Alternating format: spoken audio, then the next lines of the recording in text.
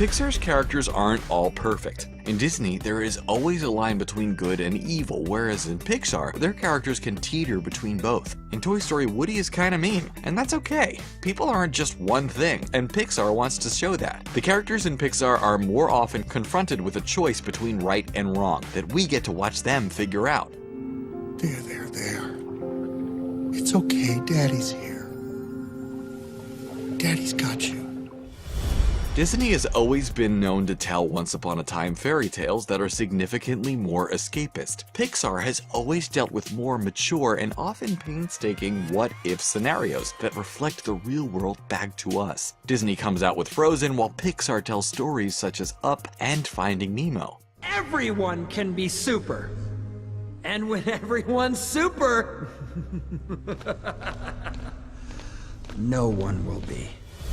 Ah, the old villain versus antagonist. Wait, aren't they the same thing? Actually, no. The difference is shown in Disney films versus Pixar films. In Disney, the villains drive the plot forward, such as Scar in The Lion King or Jafar in Aladdin. In Pixar, the antagonists pose a different threat, which is adding to the hero's troubles, not causing them. This allows Pixar's heroes to triumph on their own, not in spite of the villain.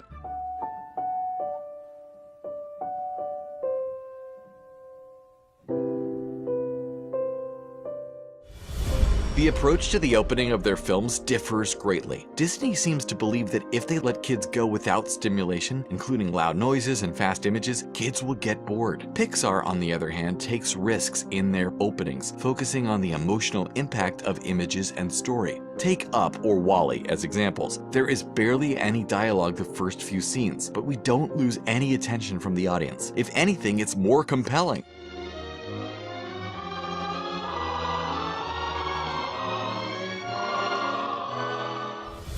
Disney is always making dreams come true. Their shtick since the beginning has been princesses and fairy tales, and it's always worked. We mean, it's called Disney Magic for a reason. In the 2010s, Disney expanded their stories and settings, but still always come back to fantasy. It is just a smart marketing move. They built their name off wishes coming true, and that's what people want to see.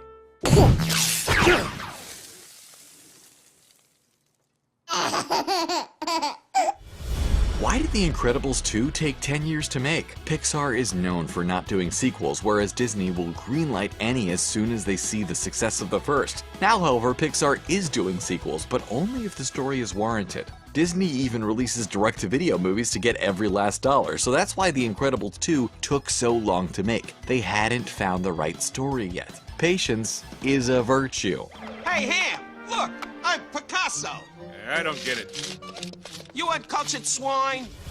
The looks of the characters from Disney to Pixar vary greatly. Pixar always uses the look and face of the character to say something about who they are before they speak. Pixar puts time into texture and extreme details, such as the water in Finding Nemo or the facial expressions in Toy Story. But Disney has always stuck with the same beautiful, heart-shaped and big-eyed princess look for years, and we're certain it's going to stay that way for a while.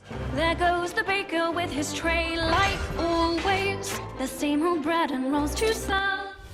So we've all noticed that Disney is having a midlife crisis and making a live-action version of all their famous fairy tales. However, they are updating them to be slightly more modern. Beauty and the Beast isn't just about a young girl finding a husband, but also about the choices she makes. As for Pixar, they're in no danger of falling into this. Their stories rely so heavily on incredible animation it wouldn't serve to have a live-action Toy Story. Can you even imagine that? Snow cone? No, don't worry. It's lemon.